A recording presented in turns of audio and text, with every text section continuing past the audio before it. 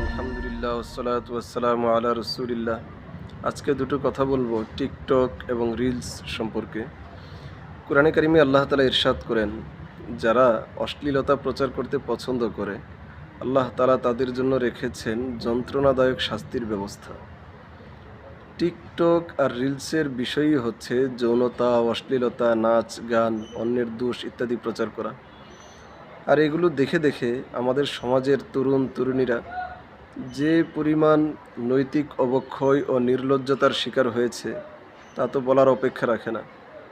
সর্বোপরি তারা তাদের আখিরাতকে এবং স্বপ্নিল জীবনকে কিভাবে ধ্বংস করেছে তা আমি দুটি কথার মাধ্যমে বুঝিয়ে দিচ্ছি।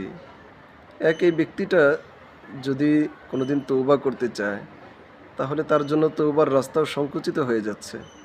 কেন তৌবা বলাই হলো অতীতের সমস্ত গুনাহকে মুছে ফেলে ভবিষ্যতে না করার সংকল্প করা। এই ব্যক্তি চাইলে কি তার অতীতের সমস্ত গুনাহ, অন্যায়, অনাচারকে মুছে ফেলতে পারবে? এগুলো তো ছড়িয়ে গিয়েছে পুরো বিশ্বব্যাপী। আবার হাদিসের মধ্যে আসছে, কোনো ব্যক্তি যদি অশ্লীলতা ছড়িয়ে দেয়, অন্যায় ছড়িয়ে দেয়, তাহলে এই ব্যক্তি অন্যায় করে, অশ্লীল কাজ করে যতটা গুনাহগার হয়েছে, এই অশ্লীলতা যারা দেখবে তারাও সমপরিমাণ গুনাহগার হবে এবং তাদের গুনাহের সমপরিমাণ ভাগ তার মাথায়ও দেওয়া হবে। অর্থাৎ সে একা গুনাহ করেছে, লক্ষ কোটি মানুষ এটা দেখেছে, এই লক্ষ কোটি মানুষের গুনাহও তার মাথায় দেওয়া হবে, সমপরিমাণ গুনাহ।